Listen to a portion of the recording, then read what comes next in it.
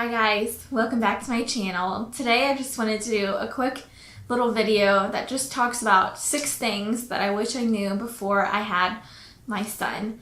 I'm sure a lot of these might be pretty generic and you might have been told them or not, but some things I never literally was told, and I'm kind of shocked because I've been around children my whole life. But honestly, nothing prepares you for your own child, and that's just the truth. Like, nothing anybody could tell you, I don't think, could prepare you until the moment that it happens, until you're in it and living it every day, all day long, and that's just my honest opinion. I just wanted to give you guys what I thought would be helpful, maybe for some other mamas-to-be or some mamas who are going through it. Every day is different. There are highs and lows and everything in between. So maybe some of these tips can help some of you guys out. So the first one that I want to start out with, number 1, is labor does hurt. I was in labor for 17 hours and then I had to have, not an emergency, but an emergent, I would say, C-section. And I was not prepared, honestly, at all for that C-section. I was in so much pain. I literally could not walk. I almost fell over the first time that I got up. I had a Foley catheter and IVs hooked up constantly, and I was just not prepared.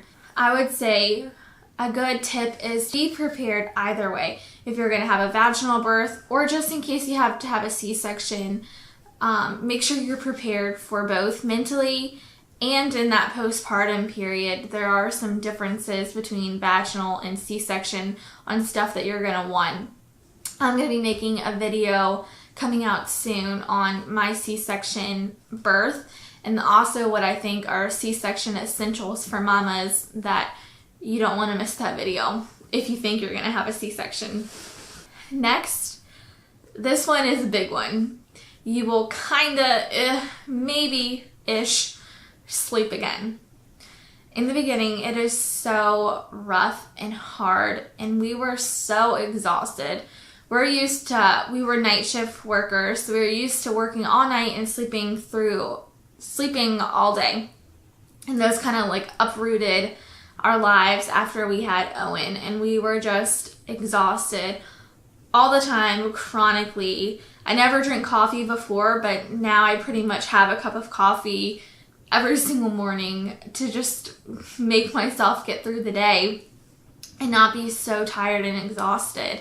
Even now that our son sleeps through the night 12 hours, I still feel like sometimes I'm not getting all the rest because I'm looking at the baby monitor, not constantly, but every time I kind of toss and turn, I'll look at the monitor and I'm just not getting the same sleep. So that's why I say that you'll kind of maybe sleep again.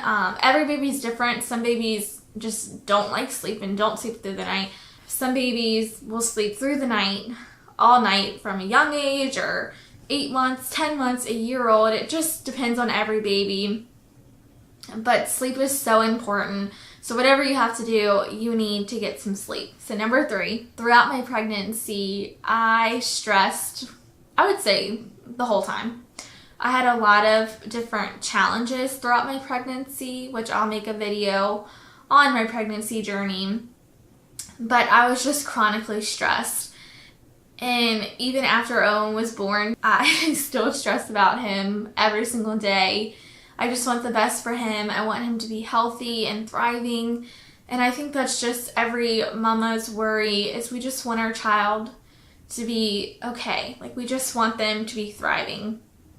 And you will never stop stressing about them. And I don't think in the years to come that the stress level is going to go down. I feel like it just kind of steadily stays the same. So you will never stop stressing. Number 4, this one is also a big one. You will be tested mentally, emotionally, and physically. You will learn a new appreciation for other moms out there or for your mom who raised you. It's very hard to think of the patience that you're going to need. Like I said, until you're living it and doing it every day, you just don't understand the amount of patience that you need to have. And children are learning and they're growing, and sometimes it's behavioral and sometimes it's not. Sometimes it's just literally they're frustrated. They're trying to crawl to that block but they can't yet, and they just get frustrated and they're whining or they're teething, or there's just so many different variables that go in to this, but you will be tested, and it's just the most important thing to keep your cool. I know sometimes for me personally, I had to put Owen in the crib and I had to just take 5 minutes for myself and just say, look, he's in the crib, he's safe. Take 5 minutes, get yourself some water, get yourself a snack, and then go back and let's see what we can do to make this different, or let's try to have a different outcome, because what we were doing might not have been working. But if you have just those 5 minutes of some mental clarity where a baby's not screaming and yelling in your face, your outcome is going to be a lot different. Number 5, everybody loves their child. I love my son so much. I cannot even imagine my life without him now. He is literally my pride and joy, and same for David. I know that he's his pride and joy. But there are times that we dislike his behavior, or there are even times, like in the very beginning, I disliked that phase of his life, and that's normal, and that's okay. Not every mom or dad is going to love every phase of their child's life, and some stages are harder than others, and some are different than others, and that's okay. And don't beat yourself up if you're not loving that fresh newborn stage, but you're loving that 1-year-old that he can start talking and walking stage. Every stage is different, and it's okay. Like, don't feel bad about it. Number 6, don't let yourself go, or don't feel like you have to let yourself go to take care of your child. I know in the beginning that I did let myself go. I was not in a good space. And I really had to take care of, you have to take care of yourself to be able to take care of somebody else. So I sat down and I evaluated things that I knew that I wanted to do to make myself feel better. So if it was taking a shower every day, or taking a bath at night, or doing my hair, or doing my makeup, any little small thing is going to add up to be a big one when it's something that you really want, that maybe you weren't getting before, or you felt like you couldn't do, but now if you can, you'll feel so much better about yourself. So don't ever forget to take care of yourself, or do something nice for yourself at least once a day, if not a couple times a day, or even for like an extended period of time every day, like going to the gym or going to the store, or even if it's grocery shopping by yourself.